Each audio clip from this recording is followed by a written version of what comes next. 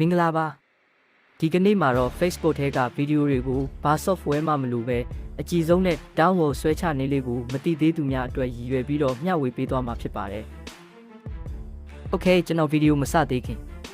ဤပညာနဲ့ပတ်သက်တဲ့စိတ်ဝင်စားစရာဗဟုသုတများကိုအပတ်တိုင်းတင်ဆက်ပေးသွားမှာမို့ channel ကို subscribe မလုပ်ရသေးရင် subscribe လေးနှိပ်ပေးဖို့တောင်းဆိုချင်ပါတယ်ခင်ဗျဆိုတော့ကျွန်တော်ဗီဒီယိုကိုစတော့မယ်နော်အရင်ဆုံးမှာ VPN တစ်ခုခုကိုတွားချိတ်ပါပြီးလို့ရှိရင် Facebook ထဲကကို download ဆွဲချင်တဲ့ video link တစ်ခုကိုခပ်ဖေးကူးယူလိုက်ပါနော် Okay ကျွန်တော်ဒီကဗီဒီယိုကို download ဆွဲပြသွားမှာဖြစ်လို့အခုဒီဗီဒီယိုရဲ့ link ကိုခပ်ဖေးကူးယူပါမယ်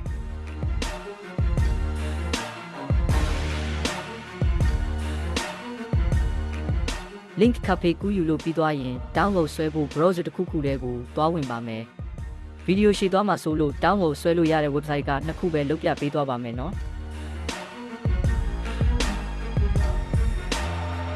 ပထမ website ကတော့ save the video ဖြစ်ပါတယ်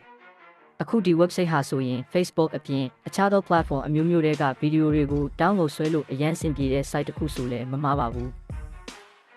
ဆိုတော့အခုနက copy ကူးယူထားတဲ့ Facebook video link ကိုအဲ့ဒီနေရာမှာ paste ချပြီးအောက်က start ကိုနှိပ်လိုက်ပါ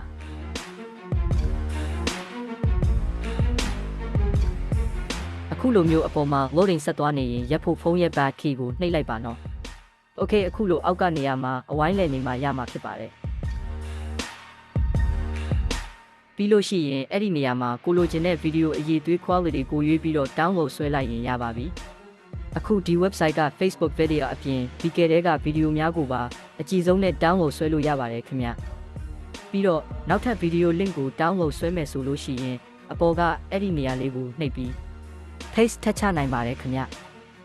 Okay အခုကျွန်တော် download ဆွဲပြပေးသွားမယ်ဒုတိယ website ကတော့ Snapchat ဖြစ်ပါတယ် browser ရဲ့ search မှာအခုလိုရိုက်ရှာပြီးလို့ရှိရင် Snapchat ဆိုတာလေးကိုနှိပ်လိုက်ပါခင်ဗျအခုဒီက Snapchat ရဲ့အားသာချက်ကိုပြောရမယ်ဆိုလို့ရှိရင် Facebook video နဲ့ Facebook short video ဖြစ်တဲ့ Reels video တွေကိုဒါမှမက Instagram video နဲ့ TikTok video တွေကိုပါကြည်ကြည်လင်လင် download ဆွဲယူလို့ရပါတယ်ခင်ဗျဆိုတော့ဆက်လိုက်ကြရအောင်ကျွန်တော်တို့ download ဆွဲယူခြင်းတဲ့ video link တစ်ခုခုကိုအဲ့ဒီနေရာမှာ paste ချထားပြီးတော့ download ဆိုတာကိုနှိပ်လိုက်ပါ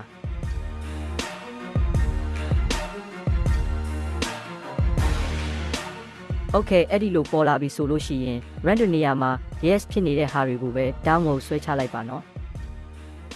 ပြီးတော့ download စဆွဲရန်ဘေးနားက random ဆိုတဲ့ဟာလေးကိုနှိပ်လိုက်ရင်ဖြင့်ရပါပြီခင်ဗျ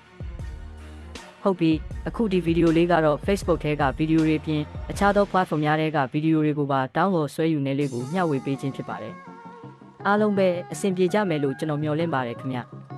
ဤပညာနဲ့ပတ်သက်တဲ့စိတ်ဝင်စားစရာဗဟုသုတများကိုအပတ်တိုင်းတင်ဆက်ပေးသွားမှာမို့ channel ကို subscribe မလုပ်ရသေးရင် subscribe လေးနှိပ်ပေးဖို့တောင်းဆိုချင်ပါတယ်ခင်ဗျဆိုတော့နောက်ထပ်ဗီဒီယိုတွေမှာကျွန်တော်တို့ပြန်ပြီးတော့တွေ့ရအောင်ပါ